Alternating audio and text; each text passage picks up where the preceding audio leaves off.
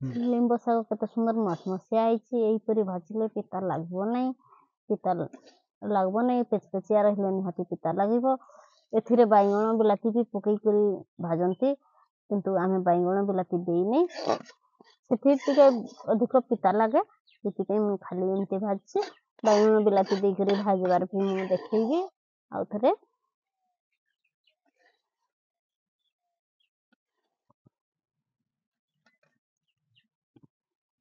नमस्कार मु कमला आ गोटे नुआ वीडियो रे आपण मानकु स्वागत करूछि आज मु आपण मानकु लिंब शाग किंबा लिंब पत्र जंगा बुढाई जैथाय सेकु पत्र कुहा जाय जंगा पंचड़ी थाय सेकु शाग कुहा जाय तार रेसिपी मु देखैबी लिंब शाग गोटे देसी औषध लिंब शाग खाइबा द्वारा हमर बहुत किछि लाभ हुए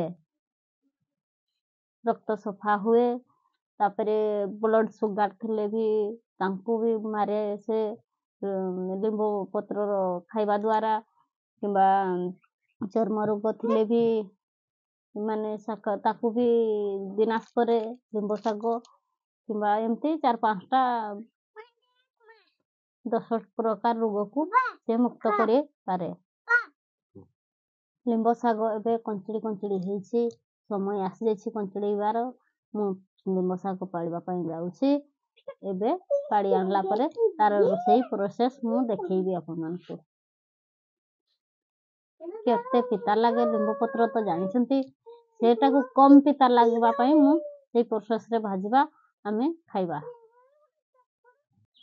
लिंब गछ पाखरे अछि आमे आनिबा पई जिब्बा आ एबे मु वर्तमान जाउछि लिंब गछ पाखकु सेठी देखा हबो लिंब शाग एमतरे भी लोक मान बहुत पिताते खाइते खुजंती नै किंतु मोर बहुत पसंद लिंब शाग किंबा पत्र को भी गुंड करी रखिथिले लोक माने खाइ पारबे आन सीजन रे भी लिंब पत्र लोक माने सुखई रखी आन सीजन रे भी खाइ परछंती तरकारी माध्यम रे पकई करी किंबा अलगा किछि येरे भी पकई कर खाइ परछंती कम पकईबा सेटा बेसी पकईबा नै बेसी पकईले बेसी पिता हे जिवो चामचे खंड पकई देले ठीक आसीबो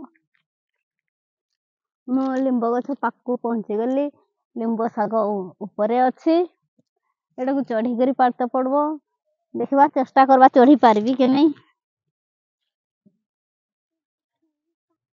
नहले बाबू पाड़ीबे उठी करी मु चेष्टा करूची उठी पारबी कि नै संभव हबो कि नै उठवाटा मते देखा जाउ नै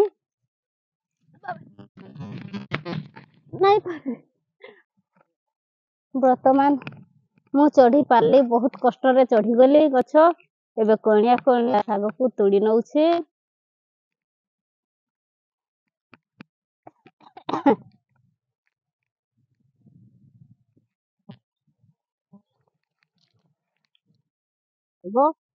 न धुइले भी चलिबो किंतु आमे धुई के रोसई करबा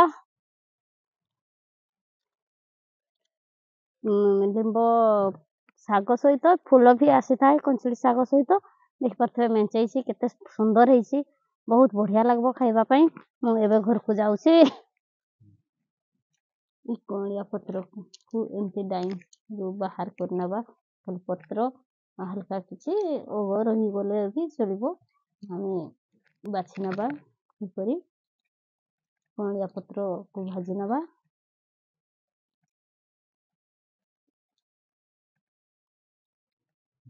आमे लिंब शाग आमे बाछि सारछे एमती हाथ रे मुड़ी करी छंडी दबा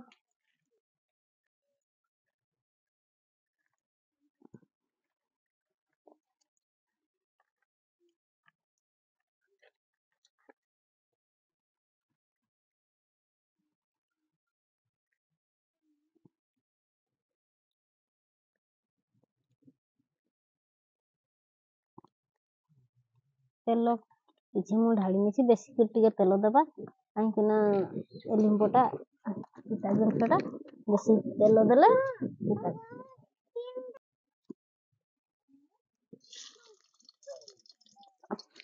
दुईटा लंका नहीं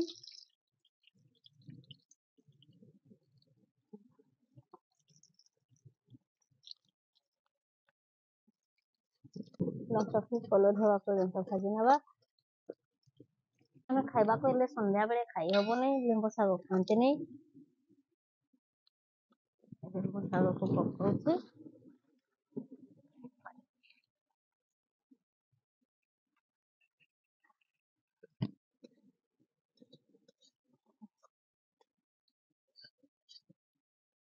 ଏଥିରେ ଆମେ ପାଣି ଦେବା ନାହିଁ।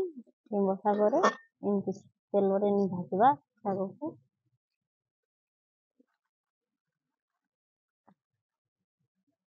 ଯାହାଫଳରେ ପିତା ଲାଗିବନି। ସ୍ୱାଦ ଅନୁଯାୟୀ ଲୁଣ ଦେବା।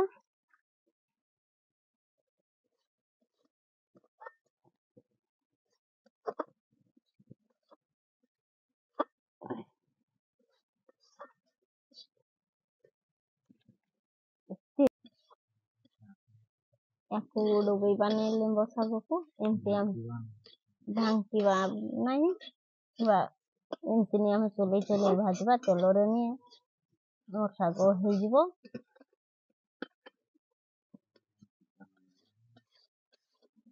ତେବେ ଜାଣି ପିତା ଲାଗିବନି, କିଛି ପାଣି ମରିବ ଶାଗର।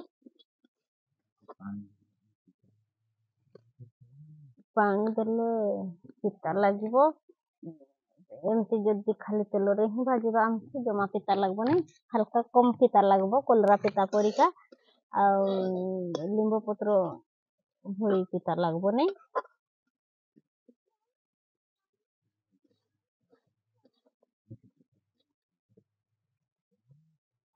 ତେବେ ଯାଇ ଆମେ ଖାଇପାରିବା। କଲରା ପିତା ଭଳି ଲାଗିଲେ। ଆଉ ଲିମ୍ବ ପତ୍ର ତ ଏତେ ପିତା ଜାଣିଥିବେ। ସେଥିପାଇଁ ଆମେ ପୁରା ମସମସିଆ କରି ଭାଜି ନେବା। ଆମର ଲିମ୍ବ ଶାଗ ହେଇ ଆସିଲାଣି।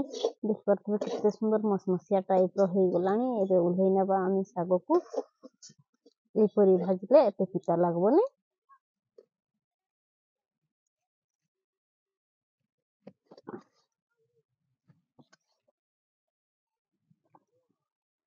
ଲିମ୍ବ ଶାଗ କେତେ ସୁନ୍ଦର ମସମସିଆ ହେଇଛି। ଏହିପରି ଭାଜିଲେ ପିତା ଲାଗିବ ନାହିଁ। ପିତା ଲାଗିବ ନାହିଁ, ପେଚପେଚିଆ ରହିଲେ ନିହାତି ପିତା ଲାଗିବ। ଏଥିରେ ବାଇଗଣ ବିଲାତି ବି ପକେଇକରି ଭାଜନ୍ତି, କିନ୍ତୁ ଆମେ ବାଇଗଣ ବିଲାତି ଦେଇନି।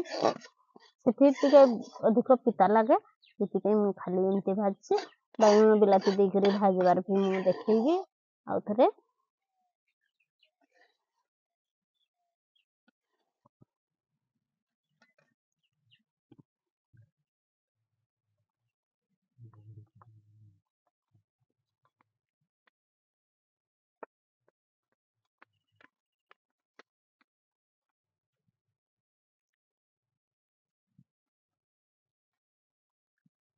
ଭାତ ସାଙ୍ଗରେ ବି ଏମିତି ଖାଇପାରିବେ, ଖାଲି ପାଟିରେ ବି ଖାଇପାରିବେ। ମୁଁ ଖାଲି ପାଟିରେ ଖାଇକରି ଆପଣମାନଙ୍କୁ ଦେଖାଉଛି। ବହୁତ ବଢ଼ିଆ ଲାଗୁଛି, ବହୁତ ସୁନ୍ଦର ଲାଗୁଛି। ଆପଣମାନେ ଯଦି ଭିଡ଼ିଓଟି ଭଲ ଲାଗିଛି ଲାଇକ୍, କମେଣ୍ଟ, ସବସ୍କ୍ରାଇବ୍ କରିବେ। ପୁଣି ଦେଖା ହେବ ଆଉ ଗୋଟେ ନୂଆ ଭିଡ଼ିଓରେ। ସେ ପର୍ଯ୍ୟନ୍ତ ରହିଲି, ନମସ୍କାର, ବାଏ ବାଏ, ଜୟ ଜଗନ୍ନାଥ, ଜୟ ହିନ୍ଦ।